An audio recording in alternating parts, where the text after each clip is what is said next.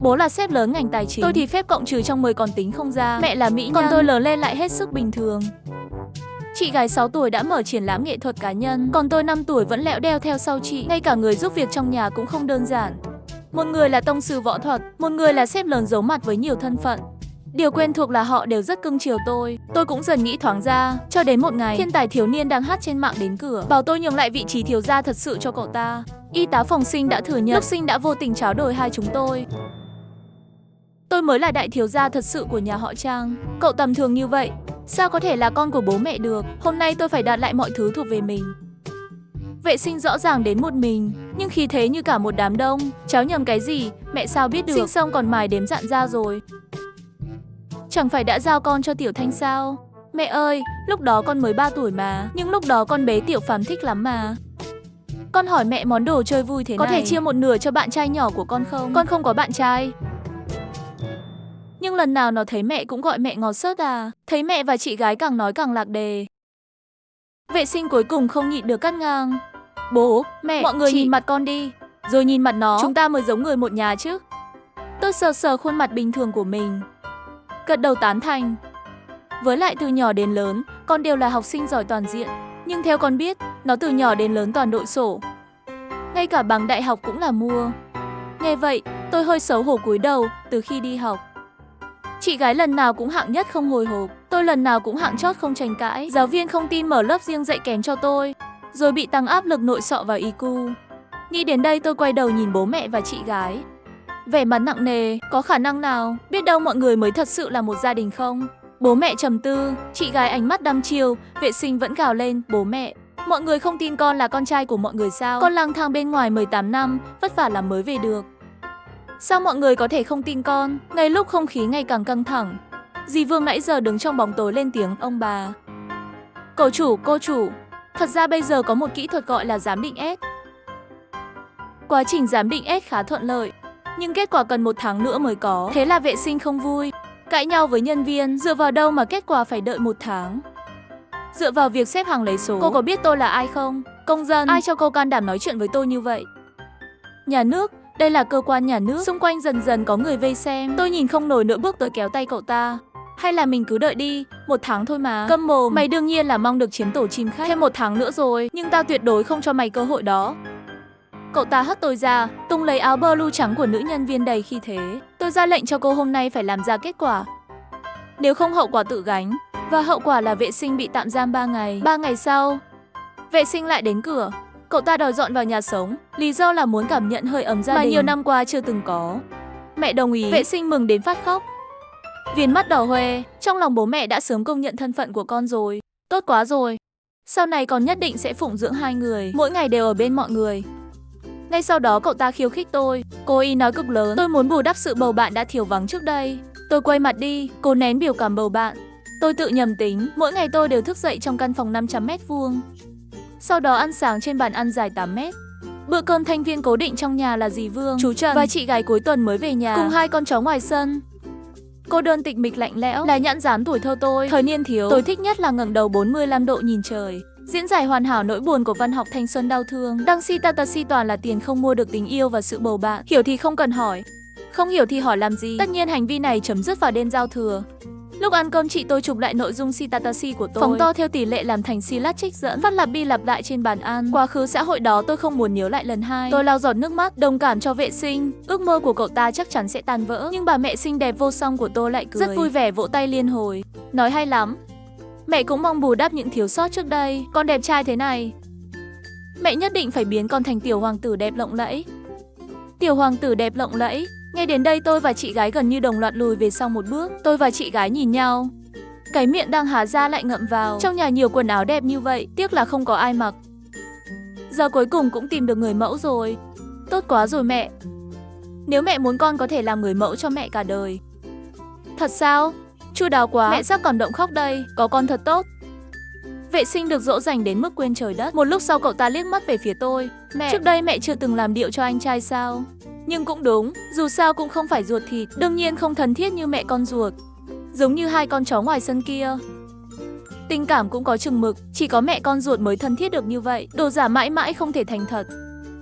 Vệ sinh nói một tràng dài, càng nói càng lộ liễu, nhìn bộ dạng họ dựa dẫm vào nhau, cứ như đang ám chỉ gia đình tôi. Đại Hoàng và Tiểu Hắc đều là chó đực, đã triệt sản mấy năm trước rồi. Nghe vậy mặt vệ sinh lúc đỏ lúc tím. Sau đó cậu ta bị mẹ tôi hưng phấn kéo đi, trước khi đi còn không quên dùng ánh mắt kẻ khiêu khích tôi, chúc cậu may mắn. Giờ ăn trưa trên bàn ăn vẫn là 4 người, chị gái, mẹ, tôi và vệ sinh bị hóa trang như búp bê dopamine. Tôi nhìn vệ sinh bị bó eo đến mức không ngồi xuống được, chỉ có thể đứng ăn, lúc góp thức ăn.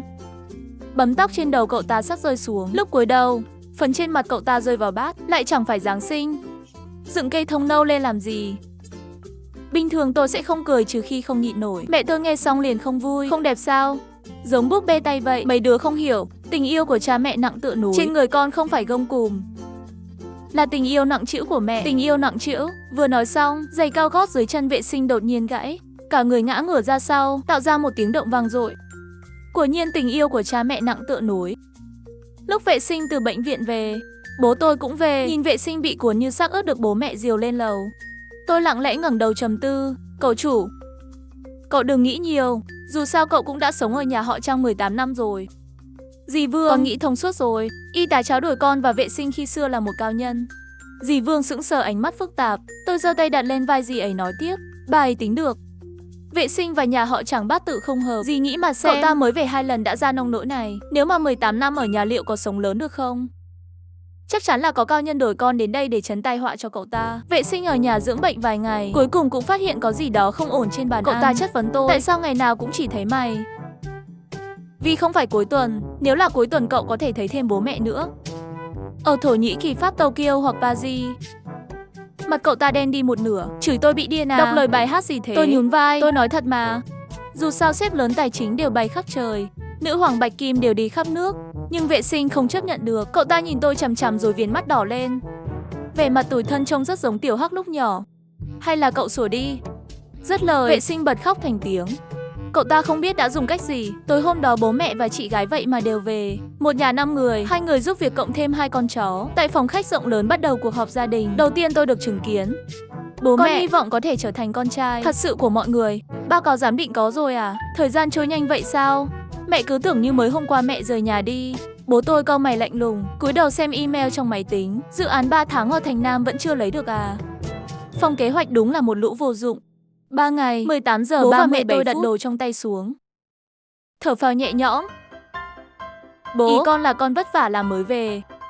Con muốn gánh vác trách nhiệm mà con trai nhà họ Trang nên gánh vác, chứ không phải như Trang Bích Phàm, tuổi còn trẻ đã ăn không ngồi rồi. Cậu muốn làm người thừa kế. Con muốn giống như chị, trở thành niềm tự hào trong lòng bố mẹ. Bố xin bố hãy tin con một lần, con luôn coi bố là tấm gương. Quyết chí trở thành người giống như bố. Xin bố cho con một cơ hội chứng minh. Tôi không nhịn được vội che miệng lại. Di Vương và chú Trần nhắc nhở tôi từ phía sau. Tôi vội vàng thu lại hàm răng đang nghe ra. Vệ sinh tiếp tục kể về sự cô đơn tịch mịch suốt bao năm, về sự khao khát tìm được cảm giác thuộc về. Giọng đầy xúc động. Ông Trang, thằng bé chỉ muốn được công nhận thôi. Hay là bố tôi vẫn cao mày, khí chất rất sếp lớn. Lúc này chị tôi lên tiếng, em không có ý kiến. Được, chú Trần, mày sắp xếp khóa học cho nó. Vệ sinh mừng như điên. Lúc nhìn tôi vẻ mặt đầy cao ngạo, tôi im lặng cúi đầu thầm nghĩ, người anh em trẻ tuổi, cậu không biết mình sắp phải đối mặt với cái gì đâu. Ngày đầu tiên của khóa học, vệ sinh lại khóc, nhìn đống sách vở và bài tập cao đến mức kiện chân cũng không thấy. Đỉnh tiểu não cậu ta như muốn teo lại. Cậu chủ, bắt đầu từ hôm nay, tôi sẽ mời giáo viên các ngành nghề đến dạy một kèm một cho cậu. Mọi thứ đều theo quy củ của ông chủ. Chỉ là cậu chủ Bích Phàm học từ nhỏ, tiến độ chắc chắn nhanh hơn cậu. Nhưng cậu cũng không cần lo lắng, tôi đã sắp xếp một kế hoạch học tập có hệ thống, đảm bảo cậu có thể nhanh chóng đuổi kịp. Nội dung hôm nay là quản lý tài chính, phân tích thị trường, lập kế hoạch, piano, cổ tranh, tiếng Đức, tiếng Ả Rập, văn học Tây Ban Nha vân vân. Tại sao tôi phải học thiên văn học? Không chỉ vậy, cậu còn phải học, con cái nhà họ Trang đều phải thông thạo mọi thứ. Món nào cũng xuất sắc, nhưng nó thì rất rảnh rỗi mà. Tôi đang ôm bim bim cày phim ngơ ngác ngẩng đầu, nhìn thẳng vào đôi mắt đỏ ngầu của vệ sinh, trả lời đầy lý lẽ, tôi ăn không ngồi rồi mà. Vệ sinh bắt đầu 5 giờ sáng thức dậy. Vệ sinh cá nhân ăn sáng xong, trước tiên luyện một tiếng đàn dương cầm, sau đó học một tiếng Đức, sau đó cả ngày học các môn chuyên ngành như tài chính. Xen giữa là một tiếng luyện piano, kéo dài đến 10 rưỡi tối mới kết thúc. Lần này thì hay rồi. Trước đây vệ sinh, con ý kiến là mỗi ngày ở nhà chỉ thấy mỗi mình tôi. Bây giờ mỗi ngày cậu ta thấy rất nhiều người. Chỉ duy nhất là không thấy tôi. Cuối cùng chuyện này kết thúc bằng việc vệ sinh lao lực quá độ, ngã xuống đất khiến xương sườn bị gãy tổn thương lần 2. Cậu ta nằm trên giường mặt trắng bệch, hơi thở yếu ớt. Tôi đứng bên giường tốt bụng an ủi, trên đời không có việc gì khó, chỉ sợ ta không chịu từ bỏ. Vừa nói tôi vừa đưa một thanh xúc xích qua. Cậu ta cảm động muốn khóc, chỉ là không nói được, lồng ngực phập phồng hồi lâu. Tôi giơ tay hơi mỏi. Ngay lúc tôi đang nghĩ có nên rụt tay về không, thì chị gái vậy mà đã về. Muốn đội vương miện tát phải chịu được sức nặng của nó. Vệ sinh hoàn toàn sụp đổ. Sao chị lại về? Lenix, may mà tôi hiểu ý, nhưng mặt lộ rõ vẻ từ chối. Vừa định ôm bụng chuồn đi thì bị đối phương ngắt chiêu. Nhanh lên! Hết cách, ai bảo em trai đều là phu nhân tốt của chị gái. Ngay cả tôi cũng không thể may mắn ngoại lệ. Thế là tôi đành cam chịu đặt gói quay cay xuống, run run rút điện thoại mở Vương Giả Vinh Diệu. Vương Giả Vinh Diệu, đấu thường, Phong Hòa Bình hay là lao vào gạt mạng? Chị ơi chơi game à? Em cũng biết chơi, chị kéo em với. Rất lời. Vệ sinh đã rút điện thoại mở giao diện game trước mặt chúng tôi. Chị, chiến tích của em tốt lắm. Trình độ vương giả luôn, chắc chắn gánh team được. Đầu óc em hơn hẳn ái kia đấy. Thấy tôi và chị gái không nói gì, viền mắt vệ sinh lại đỏ lên, giọng cũng nghẹn ngào. Chị, em cũng là em trai của chị mà. Dù chúng ta không cùng nhau lớn lên, nhưng máu mủ ruột già. Em không muốn phá vỡ gia đình này. Em đến để gia nhập, đừng gạt em ra ngoài có được không? Tôi nghe mà lòng ngũ vị tạp trần. Hay thật, thua 10 trận liền lòng tôi không gợn sóng. Vì đã quen rồi, chị tôi vẻ ngoài lạnh lùng khó gần. Thật ra là nội tâm máu lạnh không thể gần. Bạn không thể nói chị ấy kỹ thuật không tới, bạn không thể nói chị ấy di chuyển không đúng. Về sau tôi chỉ có thể đổ tại cái miệng như dính thuốc sổ của chị ấy. Lần nào cũng mắng đồng đội ép em, tin địch thì găng từng bừng. Mày thiếu tình thương của mẹ thì tao cho. Không cần phải hiếu thảo như mẹ hiền, mà feed cho team địch như thế. Lên cái trang bị gì vậy? Thú y hả? Giải nắm gạo lên điện thoại. Gà mổ còn di chuyển hay hơn mày. Mày bị liệt nửa người hay liệt toàn thân? Chơi con yêu mà cứ như nhảy trên mộ người nhà vậy. Chị tôi lạnh lùng liếc đầu giường, vệ sinh mặt như cho tàn. Tôi cầm điện thoại chuồn nhanh ra cửa. Hôm nay mắng nó rồi thì không mắng mình nữa. Ông! Vệ sinh thử vài lần nhưng rất tiếc đều thất bại. Mẹ, phim nữ chủ mới nổi của mẹ đóng hay thật. Còn viết bài văn 30.000 chữ trên mạng, phân tích nhân vật của mẹ. Chỗ nào cũng là khoảnh khắc tỏa sáng. Bài văn này trở thành mục tiêu cho anti-fan công kích mẹ, sụp đổ hình tượng. Ngày hôm sau mẹ bị mắng lên hắt xớt. Cậu ta dọn phòng sách cho bố. Bố dạo này con chăm lắm. Ngày nào con cũng học tài liệu, bố để lại trong phòng sách. Nhiều tài liệu không dùng con dọn giúp bố rồi. Sau đó mấy dự án quan trọng của bố đều sụp đổ vì thiếu tài liệu. Cậu ta làm cơm trưa cho chị gái, món cơm cà ri xoài sữa cho người mới. Kết quả chị gái bị dị ứng cùng lúc với xoài, cà ri và sữa, bị xe 120 đưa vào bệnh viện. Báo cáo giám định rốt cuộc còn bao lâu nữa mới có. Mới qua 15 ngày, tôi thấy mình cũng không khó ngủm đến thế. Tôi càng tin vào suy đoán của mình. Nữ y tá bày mưu đó, người muốn bảo vệ có lẽ không phải vệ sinh, mà là 3 người còn lại của nhà họ Trang. Cuối cùng 3 người nhà họ Trang đau đớn suy nghĩ, quyết định bất kể kết quả giám định ra sao, đều sắp xếp cho vệ sinh một suất du học địa điểm Argentina. Ngay nhận được tin vệ sinh khóc rất đau lòng. Cậu ta chỉ vào tôi đầy phẫn nộ. Vậy còn nó, mọi người không đuổi nó đi sao? Lần này đến lượt bố mẹ và chị tôi ngơ ngác. Gì cơ? Đuổi Tiểu Phàm đi, nó đâu phải con của mọi người. Con mới là con trai mọi người. Con về rồi, nó không nên đi sao? Giữa hai chúng ta chỉ được giữ một người, trẻ con mới chọn lựa. Người lớn không thể có cả hai sao? Cứ nhập hộ khẩu nhà họ Trang hết, nhà họ Trang lại chẳng nuôi không nổi. Tôi cảm động. Tôi vốn luôn nghĩ mình bình thường, lạc lõng với gia đình, nhưng giờ lại được họ kiên quyết lựa chọn. Ngay lúc tôi rưng rưng nước mắt sắp trào ra, thì nghe mẹ nói, nó ngốc thế này, lại bị chúng ta nuôi thành cái nết ăn không ngồi rồi. Thả ra ngoài sống sao nổi. Chuyện này chẳng phải chúng ta phải chịu trách nhiệm sao? Nước mắt đang trực trào bị tôi nín cứng lại. Bảo sao chị tôi độc mồm. Hôm nay coi như tìm được bản gốc rồi. Nhưng vệ sinh không cam tâm, chỉ vào tôi bắt bố mẹ phải chọn một trong hai. Nếu không thì dạ sẽ đoạn tuyệt quan hệ với họ. Con đang uy hiếp mẹ à? Đoạn tuyệt quan hệ rồi con còn làm người mẫu cho mẹ được không? Bớt được một đứa tranh gia sản. Vệ sinh cứng đờ. Không ngờ phản ứng của bố mẹ lại lạnh nhạt thế. Theo suy nghĩ của cậu ta, họ đáng lẽ phải buồn bã mất mát, hoảng hốt bối rối. Không lập tức đồng ý thì cũng phải khó xử. Nhưng chỉ tôi rõ, tinh thân trong hào môn rất mong manh. Nghe nói bố tôi năm đó vì tranh quyền, ngay cả em trai ruột cũng tính kế. Tôi và chị gái lớn lên ở nhà họ Trang 1 năm, số lần gặp bảo mẫu còn nhiều hơn gặp bố mẹ. Trong lòng họ sự nghiệp của bản thân. Còn một cuộc điện thoại từ viện giám định đã giải cứu vệ sinh. Báo cáo cô sớm, thông báo chúng tôi đến lấy. Bố mẹ và chị gái đi một xe. Tôi nổi lòng thành mẫu, chọn đi chung xe với vệ sinh. Nhưng không ngờ lòng thành mẫu này vừa nổi lên, đã xảy ra chuyện. Tôi và vệ sinh bị bắt cóc. Người bắt cóc chúng tôi là dì Vương. Vệ sinh sững sờ, tôi cũng sững sờ. Nhưng điều sững sờ không phải là dì Vương bắt cóc, mà là dì Vương trông bình thường lại có thể dùng một cái xẻng quét ngang. Dì Vương khựng lại. Ánh mắt nhìn tôi rất phức tạp. Đại thiếu gia xin lỗi. Tôi cũng là vâng mệnh làm việc. Cậu đừng trách tôi. Dì giỏi võ thế. Năm 10 tuổi chúng ta cùng đi đua đân. Dì còn chẳng đưa tôi chen vào lấy chữ ký được. Xin lỗi. Tôi cần che giấu thực lực. Kẻ phản bội xuống địa ngục. Hai người bị điên à? Giờ là lúc nói cái này sao? Dì Vương sao dì lại bắt cóc tôi? Không phải dì nói tôi mới là thiếu gia thật của nhà họ Trang sao? Dì Vương nghe xong mặt lại lạnh lùng. Nhìn vệ sinh đang bị trói chặt trên ghế. Nghiến răng nghiến lợi. Năm đó Trang Cảnh Thiên hại ngỏ người tôi yêu. Tôi thề phải báo thù ông ta. Nên tôi đã tráo đổi cậu mới sinh với con trai của tôi và người đàn ông tôi yêu. Rồi đợi thời cơ thích hợp công bố sự thật.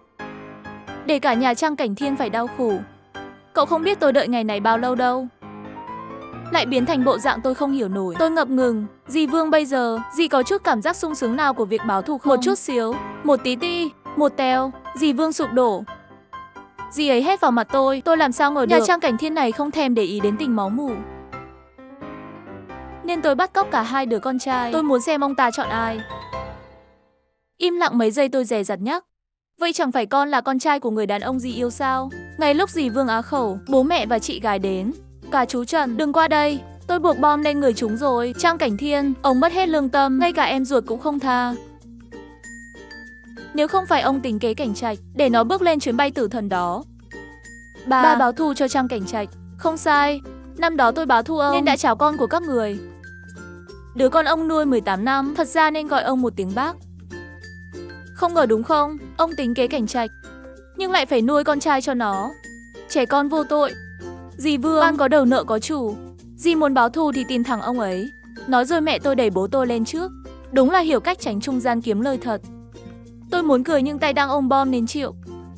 Nên tôi đành tiếp tục nhắc. Dì Vương nhìn con đi. Con là giọt máu duy nhất người dì yêu để lại trên đời này. Dì ấy do dự một giây, ánh mắt lại trở nên tuyệt tình. Tôi nhìn ra các người chẳng có mấy tình cảm với con ruột của mình. Ngược lại quan tâm đứa con nuôi 18 năm hơn. Nên hôm nay tôi sẽ rước cả hai đứa trước mặt các người. Tôi muốn các người sống phần đời còn lại trong đau khổ. Dì Vương nói rồi định ấn nút. Chờ đã. Ngàn cân treo sợi tóc. Chú Trần lên tiếng. Vương Tình, bà nhìn xem tôi là ai. Thế giới này cuối cùng đã biến thành bộ dạng tôi khó mà hiểu nổi. Bố mẹ tôi không phải bố mẹ tôi, là bố mẹ thiếu gia thật. Chị tôi không phải chị tôi, là chị của thiếu gia thật. Dì Vương không phải bảo mẫu, là kẻ thù của nhà tôi. Chú Trần không phải quản gia, là chú hai trên danh nghĩa của tôi, là bố ruột trên huyết thống. Cảnh Trạch, năm đó Trang Cảnh Trạch không phải bị tính kế, chỉ là chán ghét đầu đá gia tộc, nên đã cố ý cùng bố tôi dựng lên một màn kịch giả ngủ. Tiêu dao vài năm rồi thay tên đổi họ, mượn thân phận chú Trần về làm quản gia bên cạnh bố tôi. What? Vậy là không có thù hận. Không có. Thế kế hoạch 18 năm của tôi là cái gì? Tính là bà lụy tình quá rồi. Giải quyết xong vụ bắt cóc, còn một việc quan trọng hơn. Vậy con là con trai của chú. Tôi nhìn chú Trần trên sofa, nhìn khuôn mặt dưới lớp mặt nạ còn đẹp trai hơn cả bố tôi. Tôi thật sự không có dũng khí nhận bừa, lại tự ti nữa rồi. Không phải, con không phải con trai của ta. Con chính là con trai của anh cả. Ông lấy ra kết quả giám định, lượn một vòng trước mặt tôi và vệ sinh. Tôi nhìn rõ ràng dòng kết quả giám định. Tôi và Trang Cảnh Thiên trùng khớp 99,5%. Mày chính là em tao. Tuy đúng là không giống lắm. Sao có thể? Rõ ràng năm đó tôi đã tráo con, nhưng tôi lại đổi bọn trẻ về rồi. Phà An theo giải thích của chú Trần, năm đó sau khi dì Vương tráo con, ông lại lén đuổi hai đứa trẻ về. Nhưng để bảo vệ dì Vương, nên bao năm qua ông luôn im hơi lặng tiếng. Vậy con mới là con trai của chú. Ánh mắt vệ sinh lộ vẻ khó tin và cả sự không cam tâm. Không, con cũng không phải con trai ta. Mặt vệ sinh lại cứng đờ. Vợ ta ngoại tình từ lâu rồi. Lúc ta giả chết, ai nói dối là cha con để chiếm thêm di sản của ta thôi. Nên con là con ai ta cũng không biết. Đương nhiên nếu con muốn, có thể gọi ta một tiếng cha nuôi. Vệ sinh như bị điểm huyệt, mắt trợn tròn, hai môi run rẩy. Rất lâu sau, vẫn là tôi nhìn không nổi. Tốt bụng bước lên an ủi một câu. Muốn khóc thì khóc đi.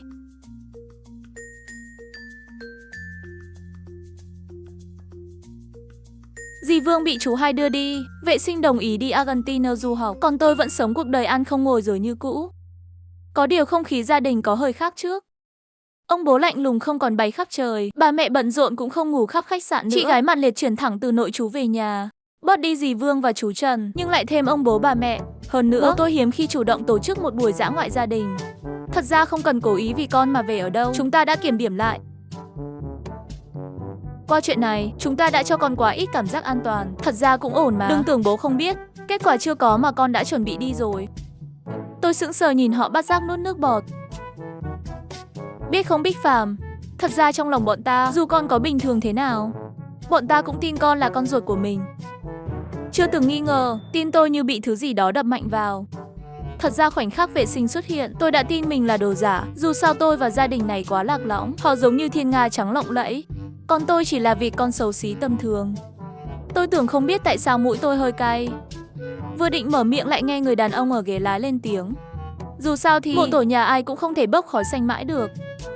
Thôi được, trái tim đang treo lơ lửng cuối cùng cũng chết hẳn.